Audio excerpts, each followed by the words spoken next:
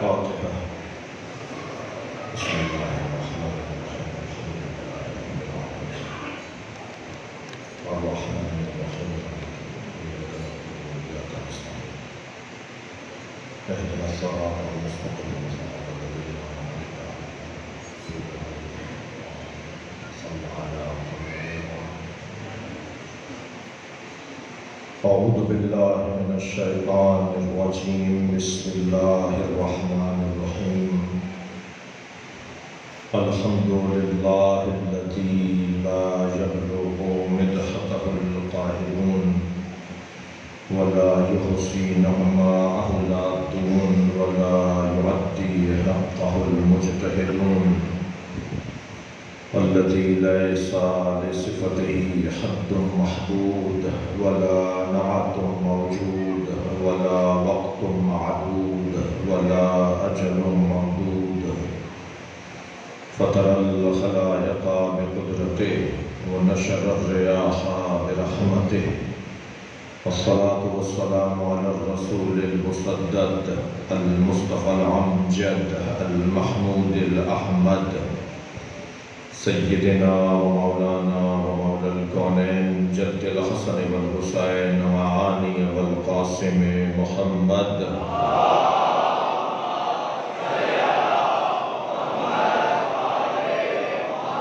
وآله الطيبين الطاهرين المعصومين الذين قال الله إنما يريد الله ليذهب عنكم الرجس أهل البيت ويطهركم تطهيرا.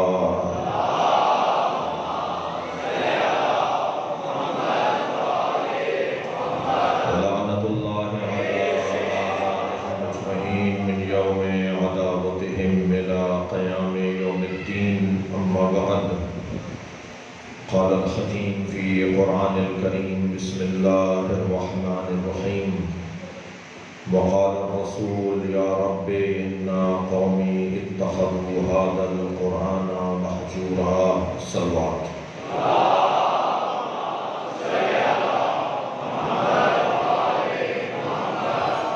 حاجات کی برابری بانی مجلس اعضاء کی حاجات، آپ سب کی حاجات مجھ سے مسلسل عزیزوں نے بھائیوں نے مجلس میں آتے ہوئے بیٹھتے ہوئے مختلف حاجتوں کے لیے آپ سب اپنی حاجتوں کو ذہن میں رکھتے ہوئے تمام مومنین کی حاجات روائی کے لیے بلندتر صلوات.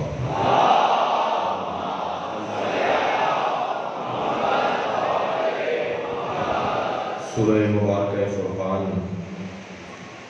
آیت نمبر 33 اللہ ارشاد فرما رہا ہے وقال الرسول یا رب ان قومی اتخذوا هذا القرآن مہجورا. سرکار محشر میں قیامت میں اللہ سے شکایت کریں گے. میں آپ سے شکایت کروں، آپ مجھ سے شکایت کریں تو شاید کوئی اس کا اثر نہ ہو، لیکن اگر نبی شکایت کریں تو اس کا کیا اثر نہیں ہوگا، کتنا بڑا اثر اس کا ہے اگر نبی شکایت کریں. پورا باب ہے احادیث میں ایک جگہ جمع کیا جائے تو پورا ایک باب بنے گا کہ کون کس سے کیا شکایت کرے گا، کس کی کیا شکایت ہوگی محشر میں. آغاز کہیں سے بھی ہو سکتا ہے ان شکایتوں کا، مگر اختتام سیدہ کی شکایت پر.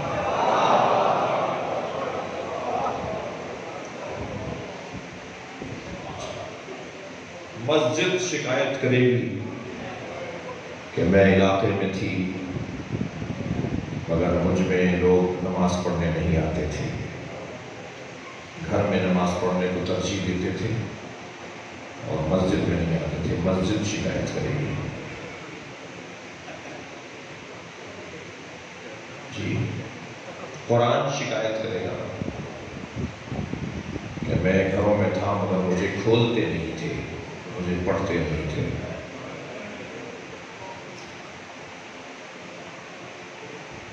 عالم دین شکایت کرے گا یہ میں حدیث سے سنا ہوں، عالم دین شکایت کرے گا کہ یا اللہ میں محلے میں علاقے میں رہتا تھا، مجھ سے مسئلہ نہیں پوچھا جاتا تھا۔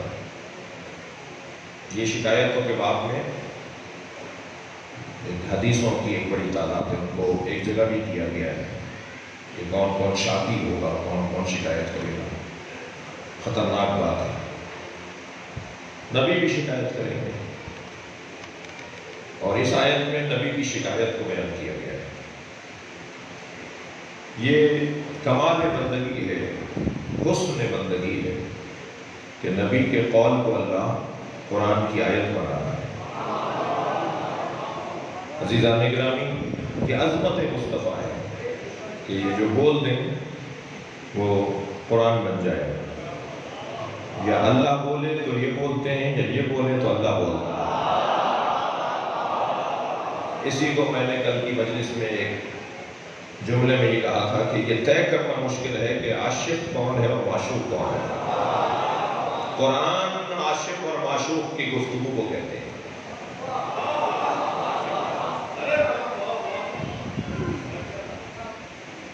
کچھ الفاظ بدنام ہو گئے، کل بات ہوئی ہے کسی، ان میں ایک لفظ سیاست ہے جو بدنام ہو گئی، لفظ سیاست بدنام ہو گیا،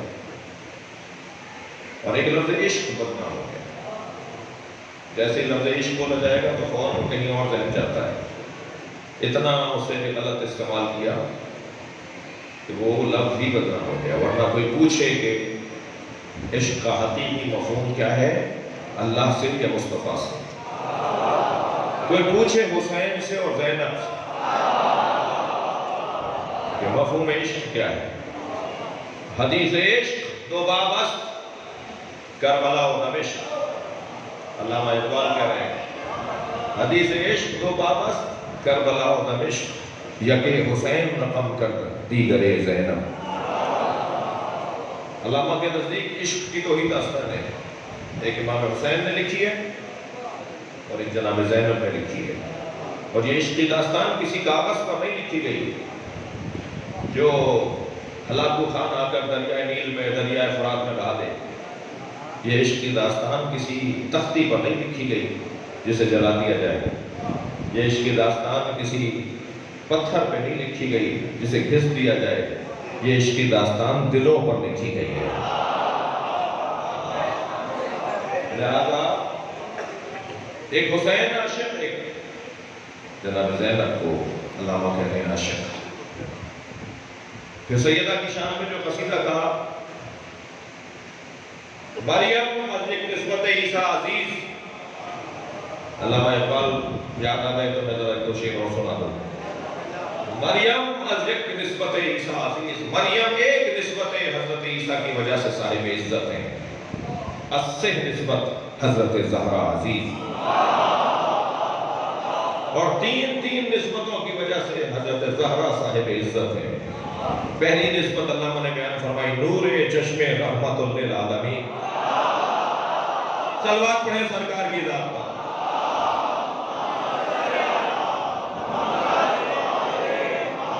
نور چشم رحمت للعالمین، کام امام اولین و آخرین۔ اس کی آنکھوں کی ٹھنڈک ہے جو اولین کا بھی امام ہے، آخرین کا بھی۔ تو مجھے یہی ایک جملہ کہنے دیجئے کہ جو اولین کا بھی امام ہو، آخرین کا بھی امام ہو، اس کی آنکھوں کی ٹھنڈک کو زہرا کہتے ہیں، تو زہرا اولین میں بھی تھی، آخرین میں بھی۔ یہ وجود دو جلوے رکھتا ہے، جیسے قرآن دو جلوے رکھتا ہے، ایسے حسین دو جلوے رکھتے ہیں، ایسے اہل بیت کے دو جلوے ہیں۔ ایک قرآن تو ہمارے ہاتھ میں ہے، ہمارے گھروں میں ہے، ہمارے مسجدوں میں ہے، محرابوں میں ہے، یہ قرآن منزل ہے، نازل ہونے والا قرآن۔ خود لفظ نزول، علمی ذوق رکھنے والے لوگ بیٹھے تو مجھے حوصلہ مل رہا ہے، خود لفظ نزول جو ہے نا وہ نیچے سے اوپر آنے کا مفہوم پیش کرتا ہے۔ نیچے آؤ بھائی جی، نزول الطائرات، جب طیارہ جہاز اترتا ہے نا تو اسے کہتے ہیں نزول الطائرات، طیارہ اتر رہا ہے، طائرات کے طیاروں کا اترنا، اور پھر کہتے ہیں حبوط الطائرات، صعود الطائرات، یہ جہاز اڑ رہا ہے تو اوپر جانا اور نیچے آنا، ٹھیک ہے؟ یہ قرآن نزول، یہ جو ہمارے پاس قرآن ہے یہ قرآن منزل ہے، نزولی قرآن ہے۔ خود نیچے آنا، یہ خود نیچے آنا بتا رہا ہے کہ یہاں کچھ اور ہے وہاں کچھ اور ہے۔ نیچے لایا گیا ہے ہمارے دماغ اور ذہن اور فہم کے مطابق، جی وہاں رکھا گیا ہے نبی کے ذہن کے مطابق۔ جی میں شاید کوئی بات اللہ کرے بیان ہو جائے، صلوات پڑھیں ذرا محمد والے۔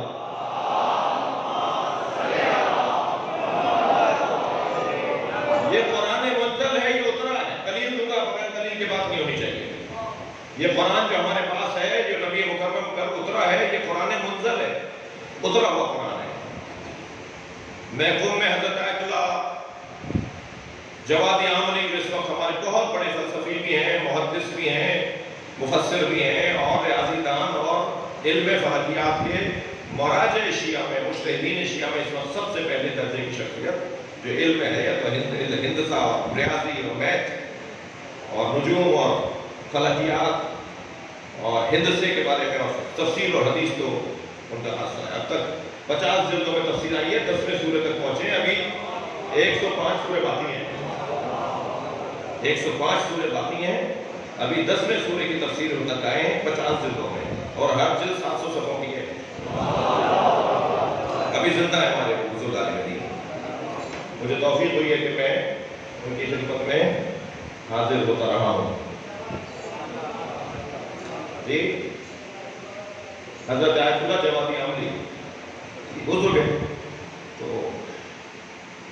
وہ خطاب کر رہے تھے، ان میں کبھی کبھی خطبہ بھی دیتے ہیں جمعے کا، حرم حضرت معصومہ میں جمعہ ہوتا ہے تو حرم میں وہ خطبہ بھی دیتے ہیں۔ تو ایک دفعہ ایک پرچہ ان کے پاس آ گیا کہ آپ ذرا آسان زبان میں بات کریں، ہمیں آپ کی بات سمجھ میں نہیں آتی، اور یہ بھی بتا دوں یہ اس دور میں واحد عالم اور مجتہد ہیں جو ہر جملہ قرآن کی آیت کا بولتے ہیں۔ یعنی اگر 1 گھنٹے کی گفتگو آپ ان کی سنیں نا تو ہر بات وہ آیت پڑھ کر کرتے ہیں، قرآن سے بات کرتے ہیں، صرف حافظ قرآن نہیں ہے بھائی، اپنے علماء کا احترام کریں، میرے بچوں سے کہہ رہا ہوں، آیت اللہ جوادی عاملی صرف حافظ قرآن نہیں ہے، حامل قرآن ہے۔ قرآن اتارا ہوا ہے اپنے اندر۔ میری بچی حافظہ قرآن ہے، جنید جمشید جو طیارے میں حادثے میں رحلت فرما گئے، دوست تھے ہمارے، عزیز تھے ہمارے ساتھ، ہم نے ان کے ساتھ پروگرام کیے۔ تو ایک دن یار بھائی پیش آتا آیا، ایک دن جب ہم پروگرام سے پہلے جا کے بیٹھے ہو رہا تھا کہ یہ پروگرام ہونے ہوگا، تو اس سے پہلے تیاری ہو رہی تھی، تو مجھ سے کہنے لگے مولانا میرے کچھ دوستوں نے مجھے کہا کہ ایک بات شیعوں کے بارے میں کی، مجھے یقین نہیں آ رہا، تو میں نے چاہا آپ سے اس کی تصدیق کروں۔ میں نے کہا جی کیا کہا؟ کل ہمارے کچھ دوستوں نے کہا کہ شیعوں میں حافظ قرآن نہیں ہوتے ہیں۔ تو میں نے کہا جی آپ نے اچھا اتفاق ہے کہ مجھ سے ہی پوچھ لیا، میری اپنی بڑی بچی حافظہ قرآن ہے، وہ مجھے بھی آیتوں کے نشان بتاتی ہے۔ کبھی ہوتا ہے موجم ساتھ نہیں ہے، موبائل میں سافٹ ویئر ہے وہ نہیں ہے، دسترسی نہیں ہے، تو فون کر لیتا ہوں، بتاؤ یہ اس آیت کا نشان کہاں ہے، وہ بتا دیتی ہے کہ یہ فلاں سورے میں ہے فلاں۔ تو الحمدللہ ہمارے یہاں حافظان قرآن کی تعداد بھی بہت ہے اور حاملان قرآن بھی کچھ ہیں، ان میں سے ایک حضرت آیت اللہ جوادی عاملی۔ ان سے کسی نے کہا کہ آپ ذرا نیچے آ کر بات کریں، آپ بڑی سنگین گفتگو کرتے ہیں، بڑی بھاری، بڑی فلسفی اور بڑی سنگین گفتگو کرتے ہیں، ہمیں بعض باتیں آپ کے بعد جملے ہی سمجھ میں نہیں آتے۔ تو انہوں نے کہا نہیں، میں نیچے نہیں آؤں گا، تم اوپر آؤ۔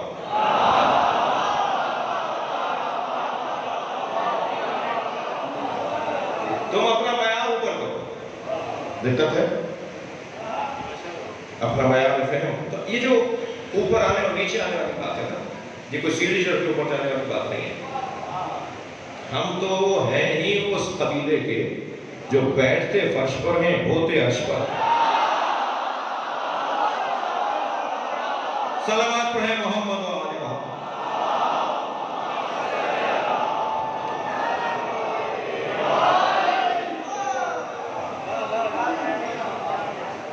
توجہ کر لی؟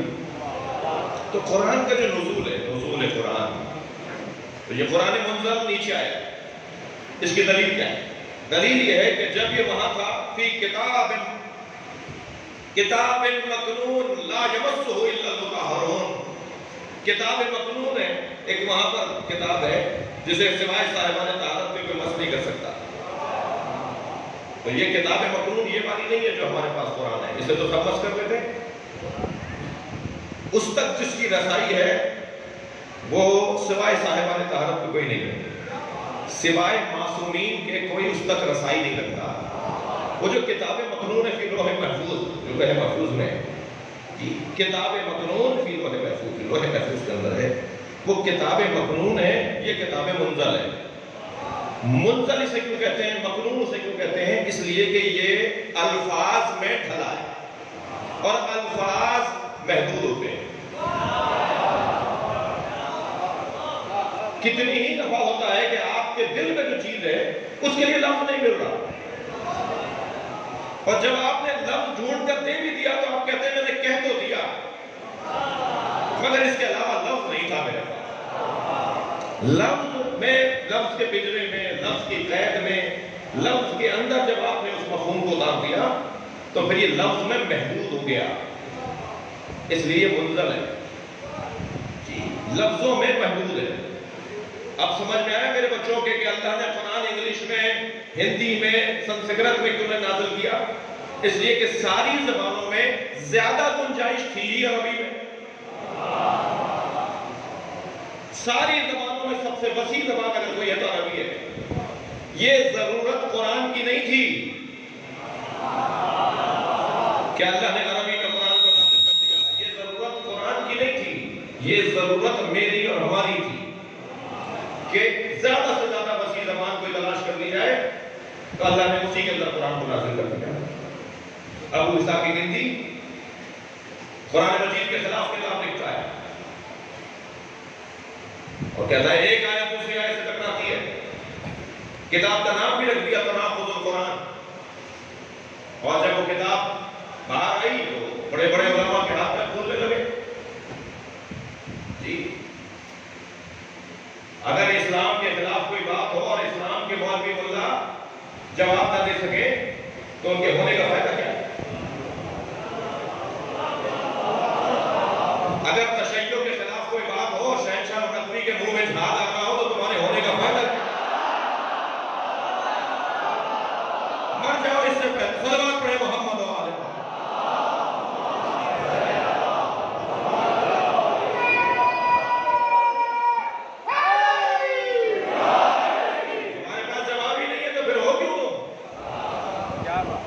میں پوری دنیا میں اسی حلیے میں کرتا ہوں جس حلیے میں بھی بیٹھا ہوں.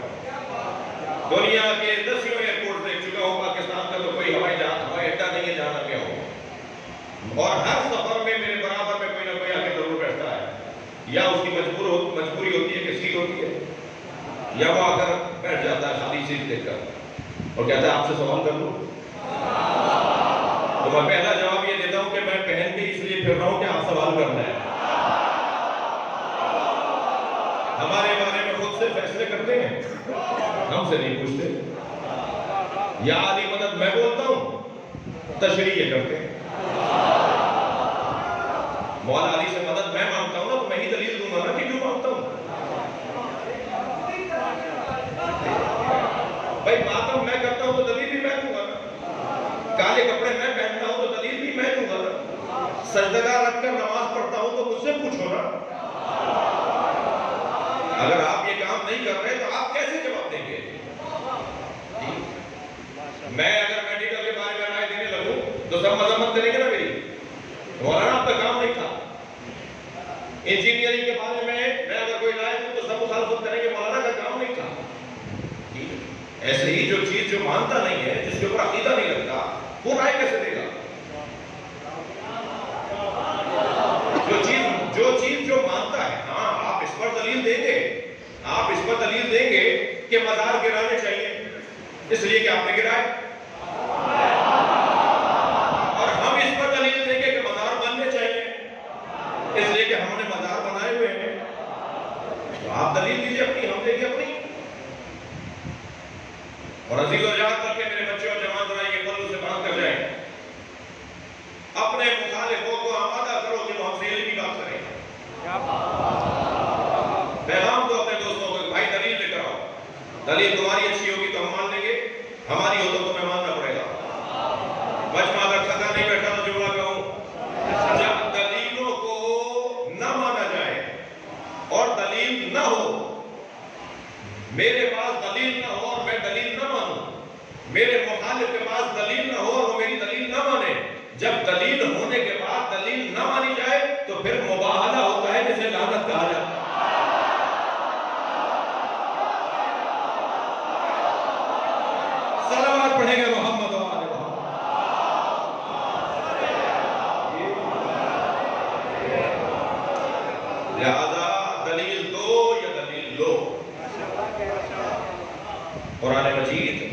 کتاب منزل الفاظ. کہنے لگا جی یہ آیت دوسری آیت سے ٹکرا رہی ہے. وہ رسالہ باہر آ گیا تو جن لوگوں نے جن کے رجوع دی وہ تو پہلے اسلام ہے تو وہ پریشان ہو گئے. اجلاس بیٹھ گیا علماء کا کہ ہاں جی یہ آیت تو اس آیت سے ٹکرا رہی ہے اور قرآن نے کہا ہے کہ لو کان من عند غیر اللہ لوجدوا فیہا اختلافا کثیرا. اگر یہ اللہ کے علاوہ کسی اور کی طرف سے ہوتی تو اس میں اختلاف ہوتا. تو اختلاف ہے تو مانو کہ اللہ کی طرف سے نہیں ہے. یہ تھی اصل ان کی سوچ. کیونکہ قرآن کی ایک آیت دوسری آیت سے ٹکرا رہی ہے اور قرآن کہہ رہا ہے کہ اگر اللہ کی طرف سے ہے قرآن کسی اور کی طرف سے ہوتا اللہ کی طرف سے نہ ہوتا تو اس میں اختلاف ہوتا. تو اختلاف ہے تو یہ قرآن نہیں ہے. اب پریشان بیٹھے کہ کیا کریں اس کا کیا جواب دیں. کہ جب جواب نہیں بنا تو کہنے لگے اس کا جواب وہی دیں گے کہ جو قرآن کے محافظ ہیں. میرے مولا امام حسن عسکری کا دور اگر شیعوں کے 11ویں امام جواب دیں گے سروات امام کی ذات کا.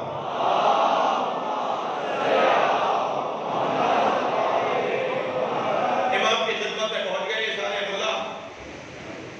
وظیفہ تعلق امام سے جا کر کہا کہ یہ کتاب لکھی گئی ہے اس کے بارے میں آپ کیا فرماتے ہیں. حضرت نے 2 صفحے پڑھ کے حضرت نے فرمایا کہ اتنی موٹی کتاب کا ایک جملہ جواب ہے. کہنے لگے حضور کیا ہے. حضرت نے فرمایا تم میں سے کوئی میرے پاس رک جائے میں اسے سکھاتا ہوں بتاتا ہوں. ایک رک گیا. حضرت نے فرمایا پہلے تم ابو اسحاق الکندی جس نے کتاب لکھی ہے ابو اسحاق الکندی کے پاس جاؤ گے اسے کہو گے مجھے اپنا شاگرد بنا لے. اور جب آپ کو اپنا شاگرد بنا لے کچھ دن اعتماد بحال کریں. جب وہ آپ کو اپنا شاگرد مان لے تو شاگردی کے انداز میں استاد اور شاگرد کے رشتے کے انداز میں ان سے یہ جملہ کہہ دینا. ایسے ہی وہی پہنچے اسے شاگرد بنا لیا. اور جب استاد اور شاگردی کا رشتہ ہو گیا تو کہا استاد یہ جو آپ نے کتاب لکھی ہے تناقض القرآن اس کے بارے میں مجھے میرے ذہن میں خیال آیا ہے.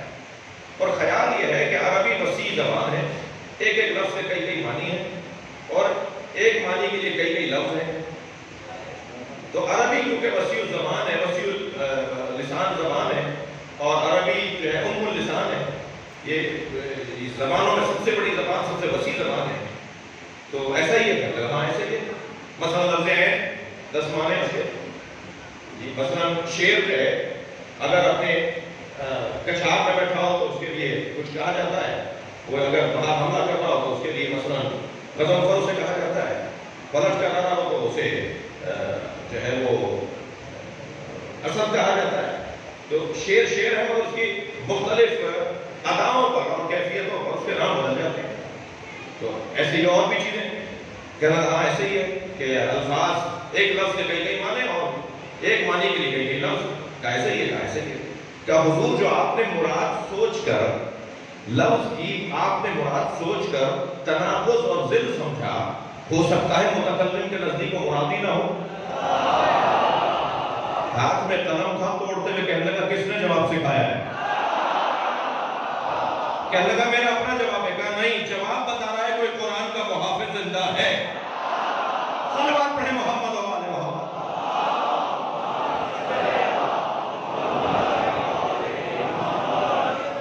توجہ کریے. تو قرآن مجید یہ ہم پر جو ہے ہمارے سامنے جو ہے اسی طرح نبی مکرم ہے کہ جب ہم سے بات کرتے ہیں تو یہ نزولی کیفیت میں بات کرتے ہیں. بڑی عنایت آپ کی توجہات کا شکر گزار ہوں. مولا علی فرماتے ہیں کہ نبی نقل فرماتے تھے سرکار فرماتے تھے نحنو معاشر الانبیاء نکلم الناس علی قدر عقولہم. مولا علی فرماتے ہیں نبی لوگوں کی عقل کے مطابق بات کرتے تھے اپنی عقل کے مطابق بات نہیں کرتے تھے. مولا علی کا فرمان اگر نبی نے اپنی عقل کے مطابق بات کی ہوتی تو لوگ سمجھتے ہی نہیں. یہ تو سامنے والے کو دیکھ کر نبی بات کرتے ہیں. تقیہ بزدلی کو نہیں کہتے. تقیہ ہمارے ہاں واجب ہے جیسے تبرہ ہمارے ہاں واجب ہے. جیسے تبرہ گالی کو نہیں کہتے ایسے ہی تقیہ بزدلی کو نہیں کہتے. تبرہ ہمارے یہاں نماز روزے کی طرح واجب ہے. میرا گلا نہیں تھک رہا یہ کہتے کہتے کہ تبرہ سمجھو ہم تبرہ چھوڑیں گے نہیں.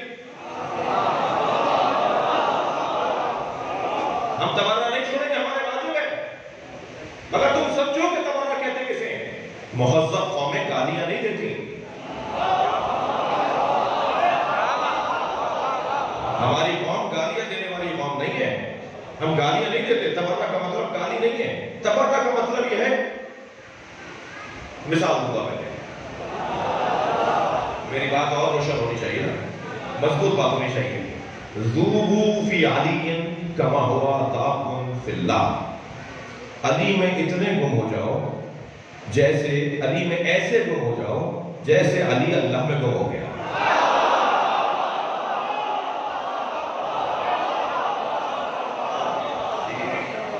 لاؤ بھائی لاؤ.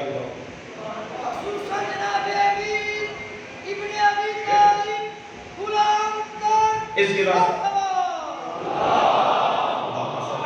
گلاس کو تصور کریں کہ اس میں مثلا دودھ ہو، شربت ہو، مثلا پانی ہے، دودھ، اس میں شکر ڈالتے ہیں، دودھ بھرے گلاس میں. اس سکے کو سوائے دودھ کے کچھ نظر نہیں آئے گا. شش جہاتوں میں اس کے دودھ ہوگا. ادھر دیکھے گا دودھ، ادھر دیکھے گا دودھ. مثال کے لیے میں نے بات کی. سامنے دیکھے گا دودھ، پیچھے دیکھے گا دودھ، اوپر دیکھے پیچھے دیکھے دودھ ہی دودھ. اس کو سوائے دودھ کے کچھ نظر نہیں آئے گا.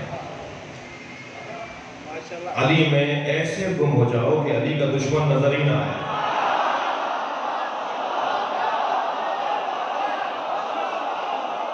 لبیک یا حسین، لبیک یا حسین، لبیک یا حسین، لبیک یا حسین، لبیک یا حسین، لبیک یا حسین، ولن تنصر.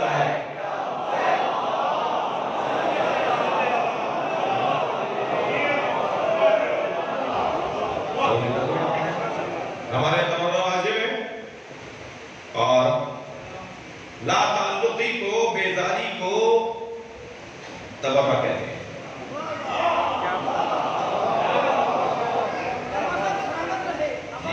ہم جانتے نہیں ہیں، ہمارے پاس وقت ہی نہیں ہے.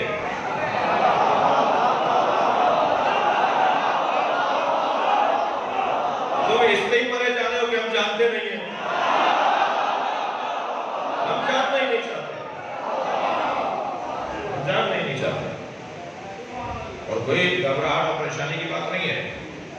بڑے اطمینان کے ساتھ ہمارے ساتھ تاریخ میں کیا ہوا اسے بیان کروں تو ایک اشرا چاہیے. لہٰذا یہ جو حالات بنتے ہیں، بگڑتے ہیں، یہ ہمارے لیے نئی بات نہیں ہے. کراچی میں جو کل قتل ہوا ہے، میں اس کی مذمت کرتا ہوں. ناگوار واقعہ ہے، افسوس ہے، بہت بڑا سانحہ ہے. میری ان سے ملاقاتیں تھیں، میں نے انہیں بہت اچھا پایا. ان میں خوبیاں بھی کم نہیں تھیں، بہت خوبیوں کے حامل تھے. میں نے بہت سی خوبیاں ان میں دیکھی. ڈاکٹر محمد عادل خان جامعہ فاروقیہ کے محترمہ میں آنا. لہذا یہ جو کچھ ہوا یہ صحیح نہیں ہوا. اور پاکستان میں فرقواریت کا جو ماحول بنایا جا رہا ہے وہ کسی کے حق میں نہیں ہے. پاکستان کو سنی نے سوچا تھا، شیعہ نے بنایا تھا.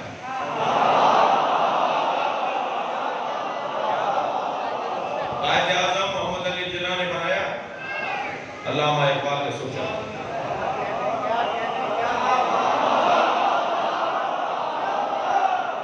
لہذا یہ سنیوں کا بھی ہے، یہ شیعوں کا بھی ہے، یہ سب کا ہے.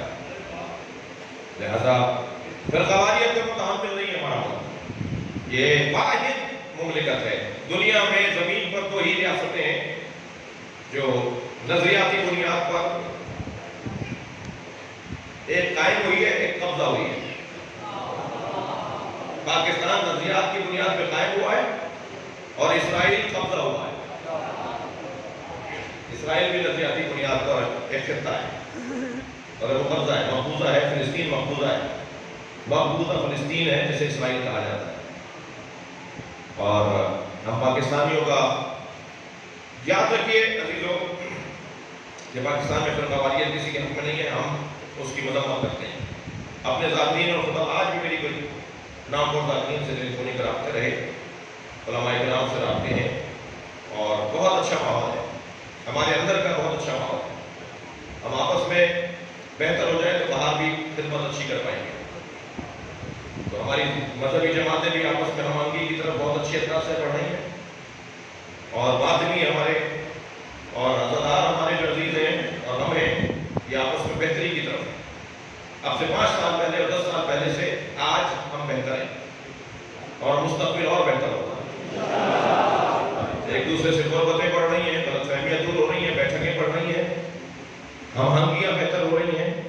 ہم پاکستان میں فرقواریت کو نہیں چاہتے، اور میں یہ بھی آپ سے عرض کر دوں کہ یہ جو ایک مظلومن، اور دیکھیے اگر کسی کو کسی سے غصہ ہے تو وہ عدالت میں جائے۔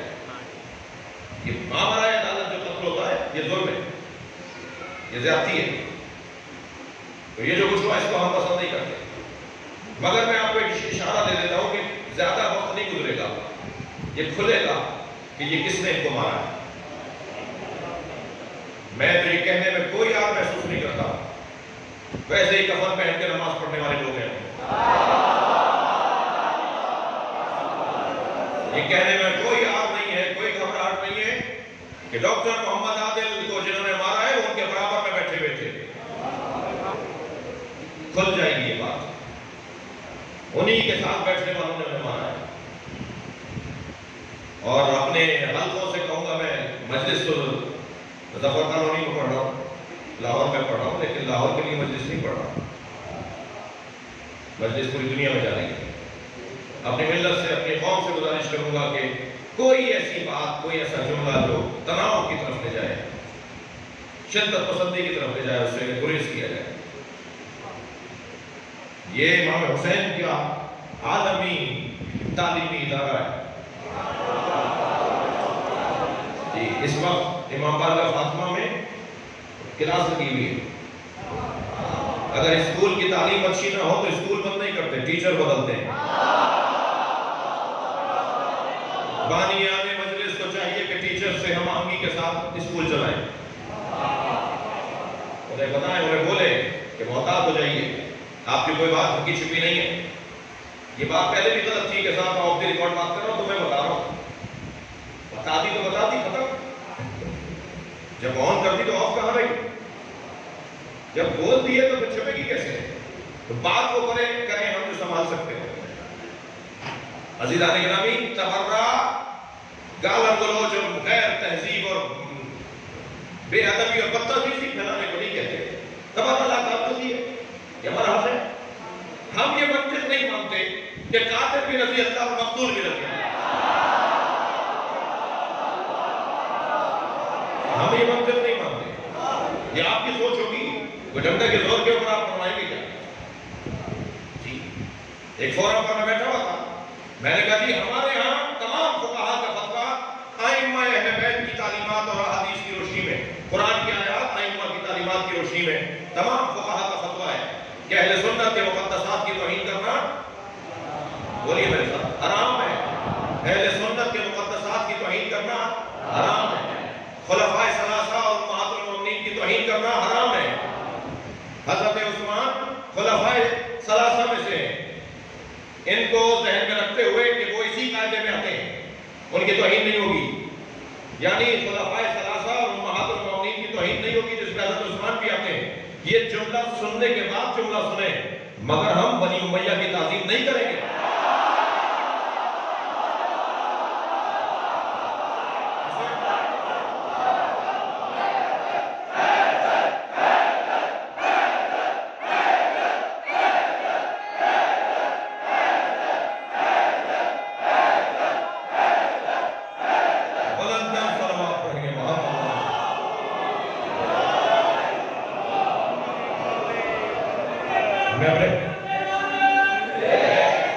ہمیں اپنے بچوں کو بتانا ہے کہ کیا ہوا علی کے ساتھ، ہمیں اپنی نسلوں میں منتقل کرنا ہے کہ کیا ہوا اہل بیت کے ساتھ۔ مار دو ہمیں، کاٹ دو گلا، تو پہلا کام کرو گے، تمہارے بڑے ہمیں ختم نہیں کر پائے۔ ہمیں اپنے عقائد پر عمل کرنے کا سب کی طرح حق ہے۔ دلیل مانگو نا، دلیل مانگو، حوالے مانگو، حوالہ نہ دے پائیں، دلیل نہ دے پائیں تو ہم قصوروار، لہذا بنی امیہ کی تعظیم ہم نہیں کریں گے۔ اور یاد رہے ابھی میں چند چہرے دیکھ رہا تھا جب میں یہ قاعدہ بیان کر رہا تھا. یاد رہے امہات المومنین کی توہین کرنا حرام، خلفائے ثلاثہ جو کہ مقدسات اہل سنت ہیں ان کی توہین کرنا حرام. مگر یاد رہے ہم فتح پڑھیں گے،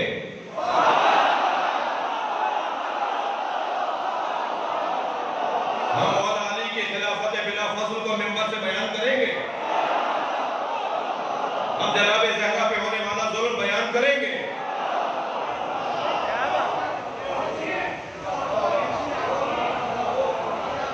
یہ ہمارا حق ہے.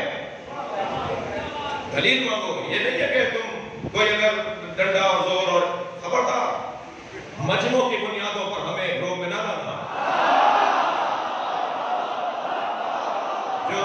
جو تم پیسے دے دے کر مجمع جمع کرتے ہو ہم روزانہ لگاتے ہیں.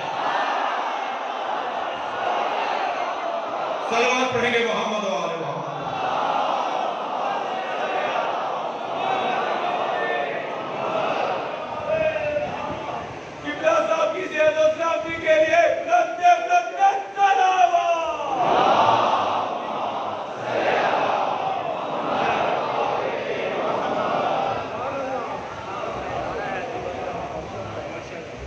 تقیہ پر میں بات کرنا چاہ رہا تھا.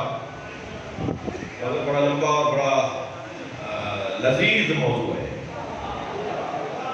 میں نے قصداً کہا ہے لذیذ موضوع.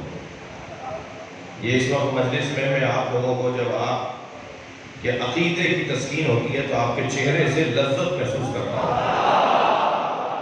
میں محسوس کرتا ہوں کہ آپ کو لذت مل رہی ہے.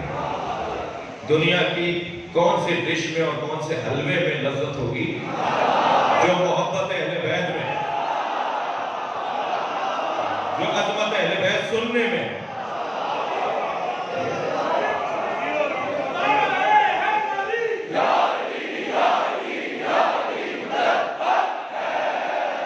شیخ بہائی رحمۃ اللہ علیہ جن کا مزار حرم امام اعظم ہے، بہت بزرگان میں دین ہمارے، وہ کہتے تھے وہ جب کسی علمی مسئلے کو حل کر لیتے تھے نا، 10 دن سے لگے ہوئے ہیں اس کو حل کرنے میں، حل نہیں کر رہا، گتھی نہیں سمجھ رہی، اور جب اس میں اس مسئلے کو حل کر لیتے تھے تو اپنے گھر کے صحن میں رقص نمائی کرتے تھے. اور رقص نمائی کرتے ہوئے وہ ایک شعر پڑھتے تھے جس کا مفہوم یہ ہے کہ کہاں ہیں بادشاہوں کی اولادیں، کہاں ہیں محلوں میں اور قصروں میں رہنے والے لوگ، ہم سے آ کر پوچھیں کہ لذت کسے کہا جاتا ہے.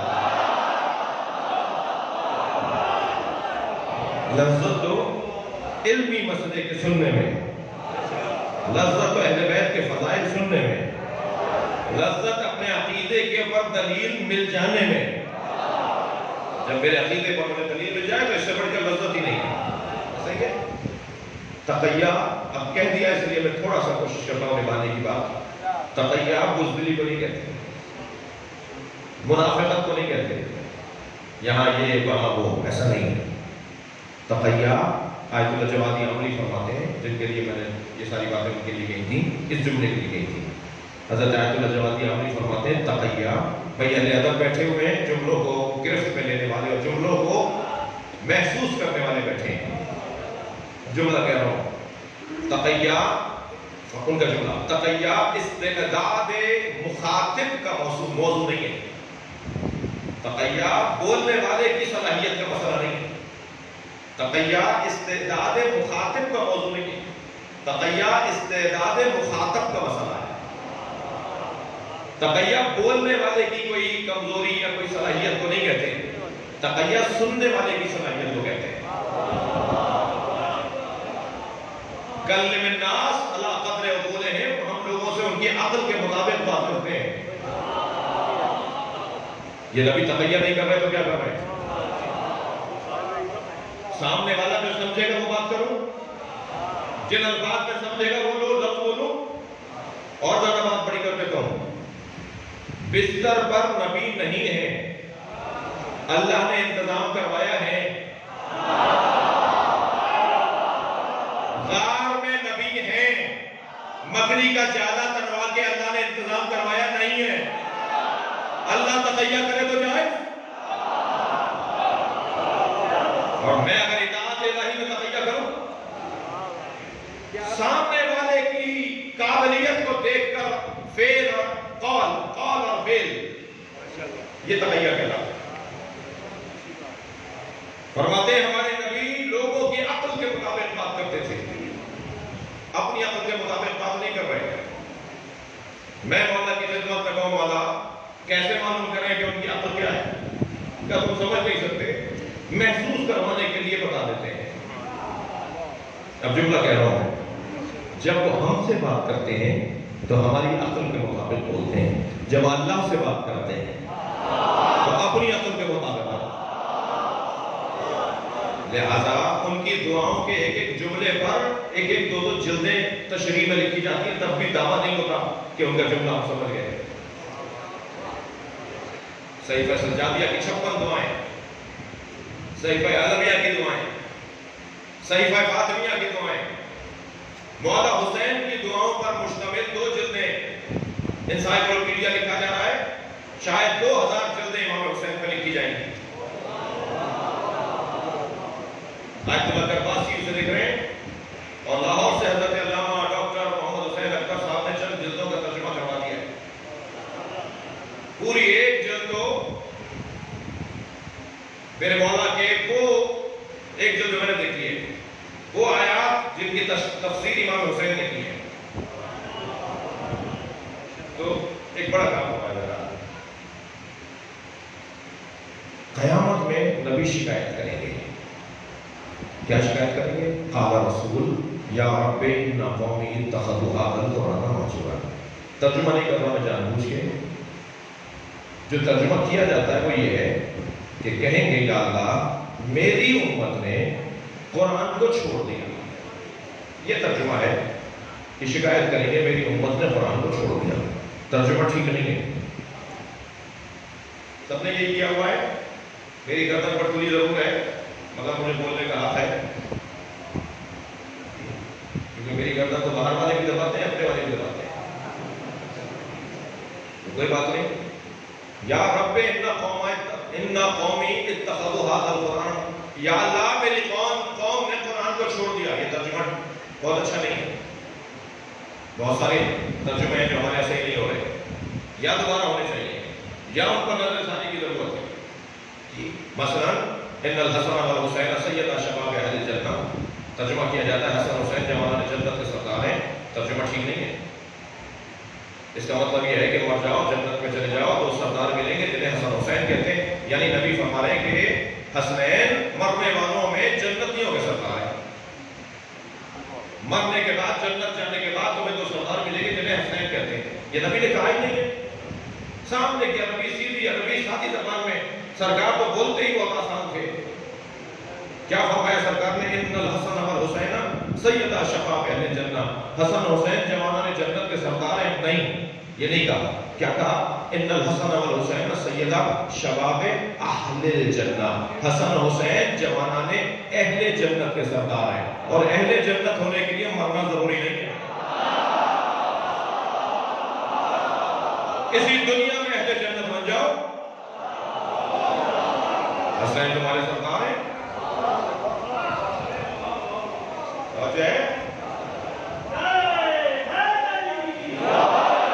بڑی مشہور حدیث سنونی سنونی قبل ان تفتنونی، ترجمہ کرتے ہیں پوچھو پوچھو اس سے پہلے کہ میں دنیا سے چلا جاؤں. بہت اچھا ترجمہ نہیں ہے. میرے مولا نے یہ نہیں فرمایا. مولا نے یہ بھی تو کہا ہے، کہا سنونی سنونی قبل ان تفتنونی، پوچھو پوچھو اس سے پہلے کہ تم مر جاؤ. علی سے نہیں پوچھو گے تو مر جاؤ گے. صلوات پڑھے محمد و آل محمد.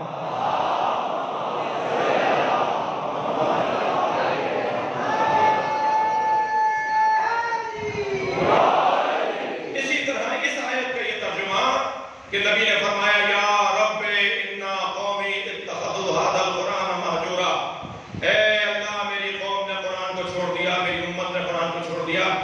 نہیں، نبی فرما رہے ہیں یا رب، اے میرے رب میری امت نے قرآن کو علی کے علاوہ لے لیا، قرآن کو اکیلا لے لیا. میں علی کے ساتھ چھوڑ کر گیا تھا.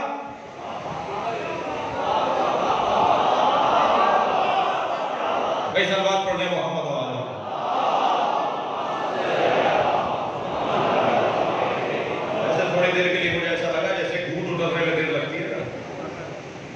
دودھ اترنے میں دیر لگتی ہے، مجھے مجمع میں ایسا لگا تھوڑا سا. صلوات پڑھ ذرا محمد و آلہ.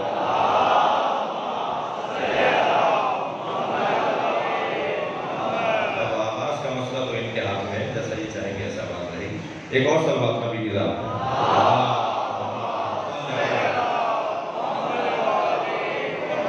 اب ذرا ترجمہ سنیے. یا رب انا قومی اتخذوا ھذا القرآن، میری قوم نے قرآن کو اتخذوا لے لیا، مہجورا اکیلا.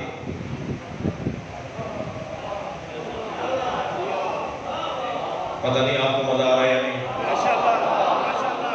کسی فضا میں ایسا مزہ نہیں ہے جیسا حب علی میں،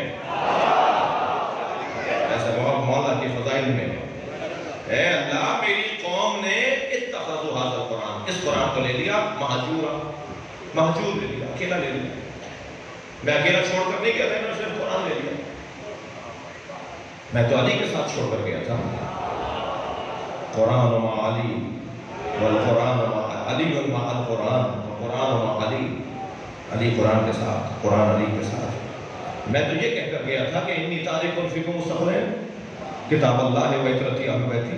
میں تمہارے درمیان دو چیزیں چھوڑ کے جا رہا ہوں، قرآن کتاب اللہ اور اپنی اطرت اہل بیت. اور یہ لوگ لن یفترقا، علیحدہ نہیں ہوں گے. دونوں قرآن اور اہل بیت ایک دوسرے سے علیحدہ نہیں ہوں گے. جی حتیٰ یرد علی الحوض، یہاں تک کہ حوض کوثر پہ مجھ سے آگے ملیں گے. اور اگر ان تمسکتم بہما، تم نے اگر ان سے تمسک رکھا، لن تضلوا بعدی، تو ہرگز گمراہ نہیں ہوگے. تو نبی کے قول پر یقین ہے یا نہیں؟ جس نبی نے یہ کہا کہ اللہ ہے، اسی نے کہا کہ قرآن اور اہل بیت مانو. تو جب نبی کے کہنے پر اللہ مان رہے ہو تو نبی کے کہنے میں یہ بھی مانو کہ میں قرآن اور اہل بیت چھوڑ کر جا رہا ہوں. تو نبی نے اگر قرآن اور اہل بیت چھوڑ کر یہ جملہ کہہ دیا، اگر صرف اتنا کہتے تھے نا میں قرآن اور اہل بیت چھوڑ کر جا رہا ہوں، تو آج کے لوگ کہتے ہیں کہ پنجتن کی تو شہادتیں ہو گئی، رحمتیں ہو گئی، تو اب اہل بیت تو ہے نہیں، قرآن ہے. نبی نے فرمایا نہیں، حتیٰ یرد علی الحوض، یہ قیامت تک ساتھ رہیں گے. لن یفترقا، علیحدہ نہیں ہوں گے. میں ان بچوں کے لیے صرف مثال دے رہا ہوں. ایام عزا کے بعد شادیوں کی تقریبات میں آپ جائیں گے، جی عورتیں بیٹھی ہوں گی جہاں دلہن بیٹھی ہوگی، دلہن بیٹھی ہوگی وہاں جہاں عورتوں کا انتظام ہوگا، دولہا بیٹھا ہوگا جہاں مردوں کا انتظام ہوگا. مردوں میں اسٹیج پہ دولہا، عورتوں میں اسٹیج پہ دلہن. نہ عورتوں نے دولہا دیکھا نہ مردوں نے دلہن دیکھی، مگر دولہا کا وجود بتا رہا ہے کہ اس کا ہمسر ہے، اور دلہن کا وجود بتا رہا ہے کہ دولہا ہے. جب نبی نے کہہ دیا یہ ایک دوسرے سے علیحدہ نہیں ہوں گے، تو قرآن کا وجود بتا رہا ہے کہ اہل بیت ہیں.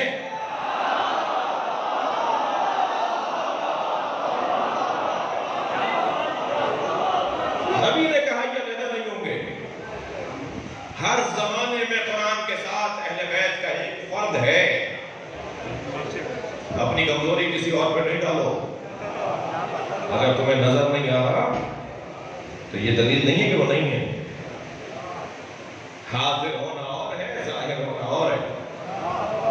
میرے امام حاضر ہیں، ظاہر نہیں ہے. اتنا بڑا مجمع حاضر ہے یا نہیں؟ ہاں بولیے، اتنا بڑا مجمع حاضر ہے یا نہیں؟ مجھ پہ چند لوگ ظاہر ہیں، مجھ پہ سب ظاہر نہیں ہے. مگر مجمع حاضر ہے، سب حاضر ہیں، ظاہر مجھ پہ کم ہے. ایسے ہی آپ نے بھی آپس میں مجلس میں برابر والا حاضر ہے، مگر مجھے پتہ نہیں کہ کون ہے. تو حاضر ہے، ظاہر نہیں ہے. 40 سال تک نبی مکے میں حاضر رہے، ظاہر نہیں تھے.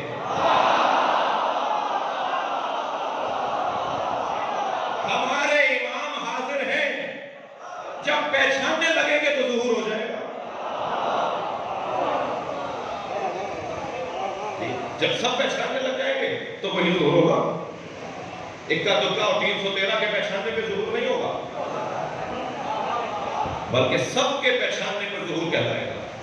اب مجھے نہیں پتا کہ ہم ان کا انتظار کر رہے ہیں یا وہ ہمارا کر رہے ہیں.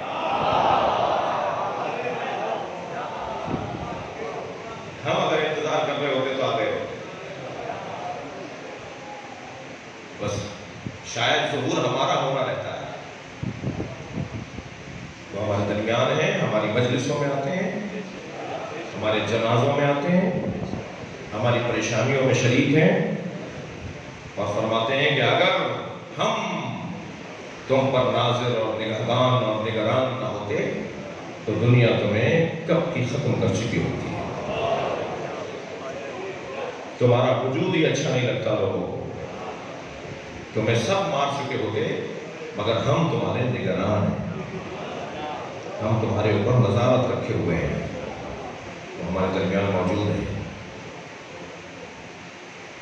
عزیزو، وہ جو ہمارے درمیان موجود ہے وہ شب جمعہ کربلا جاتا ہے۔ امام زمانہ کربلا چاہتے ہیں اپنے جد حسین کو سلام کرنے، اور اربعین اور عاشور امام کربلا میں اپنے جد کو سلام کرتے ہیں۔ سلام ہو ان رخساروں پر جن پہ خاک لگ گئی تھی، السلام علی خط الطویل۔ تو آپ کہتے ہیں مٹی کو، اور اگر وہ مٹی جم جائے نا تو اس کیفیت کو کہیں گے طریق۔ تو فرما رہے ہیں سلام ہو اس حسین کے رخسار پر جن کے رخساروں پر مٹی لگ گئی تھی، سلام ہو ان سروں پر جن سے چادریں اتاری گئی۔ اجرکم اللہ، اجرکم اللہ۔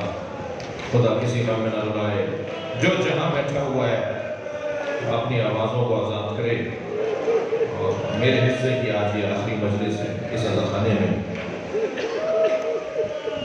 عزادارو، اللہ کا نظام بھی اللہ کا ہے، ہر ایک سے اس کے مزاج کے مطابق امتحان لیتا ہے۔ حضرت ابراہیم منت و مرادوں کے بعد حضرت اسماعیل کی ولادت ہوئی۔ اللہ نے ابراہیم کا امتحان یہ لیا کہ اسماعیل کے گلے پہ چھری چلاؤ، جو سب سے زیادہ تمہیں عزیز ہے نا اسی پہ چھری چلا دو۔ حضرت یوسف پانی سے ابلتے تھے، بھائیوں نے کنویں میں پھینک دیا۔ سنیں گے مولا علی غیرت مند بہت تھے۔ ایک یہودی عورت کو بازار میں پٹتے دیکھا تھا، 3 دن علی نے کھانا نہیں کھایا۔ جب کھانا آتا تھا نا فرماتے تھے میں نے ایک عورت کو پٹتے دیکھا ہے، میں رونے والوں سے سوال کروں جو اجنبی عورت کو پٹتے ہوئے دیکھے تو اسے کھانا نہ کھایا جائے، کیسے اپنی زوجہ پہ اٹھتا ہوا ہاتھ دیکھا؟ اجرکم اللہ، اجرکم اللہ۔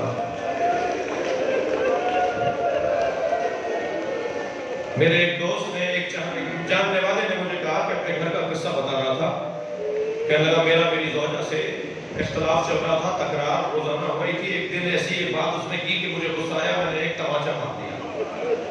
کہتا ہے میں نے تماچا مارا تو اس وقت ماحول ایسا تھا، 3 دن کے بعد مجھے احساس ہوا کہ مجھے مارنا نہیں چاہیے تھا، تو میں نے اپنی زوجہ سے معافی مانگی، مجھے معاف کرو، میں نے تمہیں مارا۔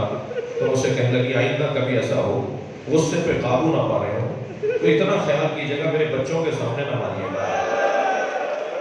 جب آپ مجھے مار رہے تھے میری بیٹی دیکھ رہی تھی اور وہ 3 دن سے بخار میں ہے اور کہتی ہے اماں آپ کو بابا نے مارا۔ سنیں گے ذرا لوگ، امام حسن مدینے کی ایک گلی سے نہیں گزرتے تھے، جب وہ گلی آتی تھی نا راستہ بدلتے تو کسی نے پوچھا مولا آپ اس گلی سے کیوں نہیں گزرتے؟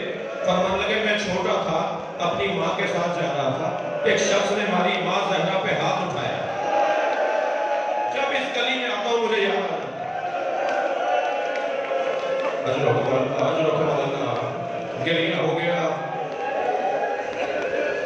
مولا علی غیرت مند بہت تھے، جناب زہرا کے مزاج میں مانگنا نہیں تھا، اپنے بابا سے کچھ نہیں مانگتی تھی، اپنے شوہر سے کچھ نہیں مانگتی تھی، مانگنا تو سیدہ کے مزاج میں تھا ہی نہیں۔ جس کے مزاج میں مانگنا نہیں تھا اس کے لیے امتحان یہ ہے کہ بھرے دربار میں فدق مانگو۔ یہ جناب زہرا کا اللہ نے امتحان دیا ہے۔ عزادارو، امام حسین کا امتحان کیا تھا؟ امام حسین کا امتحان یہ تھا کہ امام کو پیاس بہت لگتی تھی۔ ہر کچھ دیر کے بعد امام کو پانی کی طلب ہوتی تھی، بچپن سے، حتیٰ ولادت سے پہلے۔ جناب زہرا نے ایک دن روتے ہوئے بابا سے کہا، بابا یہ جو میرا بچہ میرے شکم میں ہے، یہ مجھے کبھی کبھی کہتا ہے میں پیاسا ہوں، مجھے حکم اللہ تھا۔ کربلا میں سب سے زیادہ پیاسا امام حسین کا وجود ہے۔ رو لیا، گریہ کر لیا آپ نے۔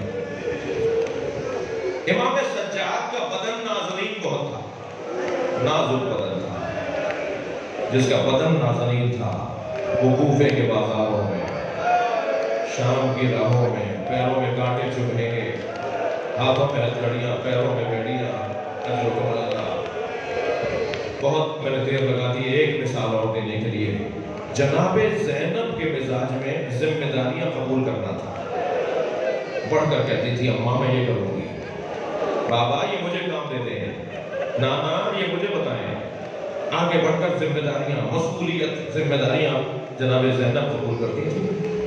3 سال کا سن ہے، نبی روزانہ فجر کی نماز کے بعد در زہرا پہ اہل بیت کو سلام کرنے آتے ہیں، اور روزانہ دروازہ کھولا جاتا ہے، نبی کا استقبال کیا جاتا ہے۔ ایک دن ایسے ہی جناب رسالت ماں نے سلام کیا، السلام علیکم یا اہل بیت النبوہ ومادن الرسالہ ومختلف الملائکہ۔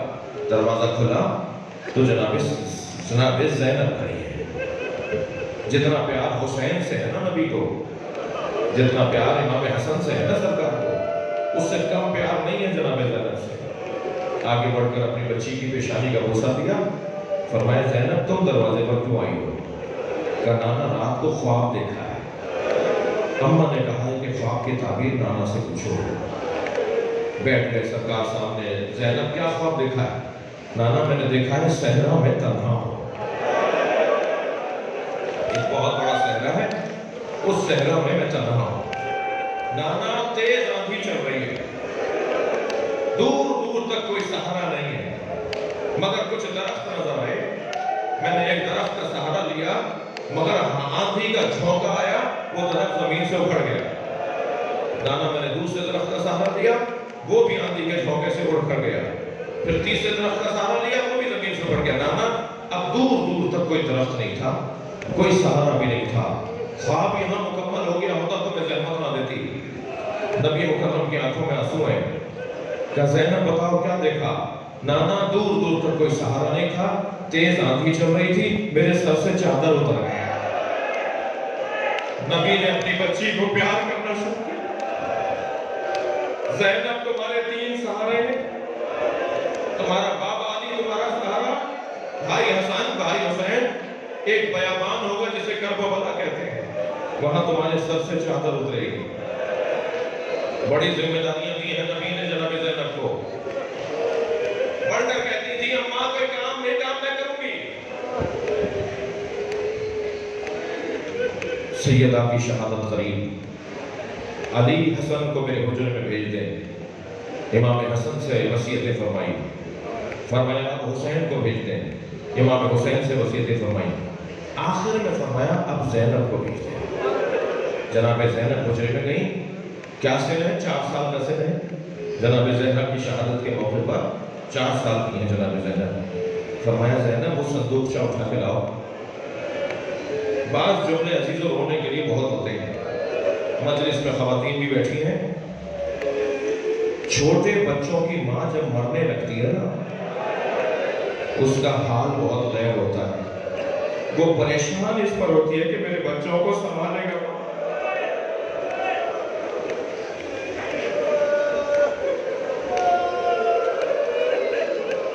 جناب زینب کا 4 سال کا سن ہے، اور جناب زہرا فرما رہی ہے زینب یہ صندوق سے اٹھا کے لاؤ۔ بیوی اٹھا کے لائی، کہا زینب اس میں کیا ہے؟ کہا اماں اس میں کفن رکھے ہوئے ہیں۔ فرمایا یہ جنت سے جبریل 5 کفن لے کر آئے تھے، 5 جنت کے کفن اور 5 حنوط لے کر آئے تھے، اور یہ پنجتن کے کفن ہیں۔ نانا تمہارے نانا کو میرے بابا کو کفن دے دیا گیا، یہ 4 کفن ہیں، مگر ہر ایک کا علیحدہ کفن ہے۔ ایک ایک دکھاتی رہو تو میں تمہیں بتاتی رہوں کہ کس کا کون سا کفن ہے، اور ذمہ داری تمہاری ہے، تمہیں یہ کفن جس کا ہے اس کو دینا ہے۔ ایک کفن دیکھ کر فرمایا جناب زہرا نے کچھ दिनों में, इन्हीं दिनों में तुम्हारे बाबा घर में आकर तुमसे कहेंगे अम्मा ज़हरा का कफन दे दो।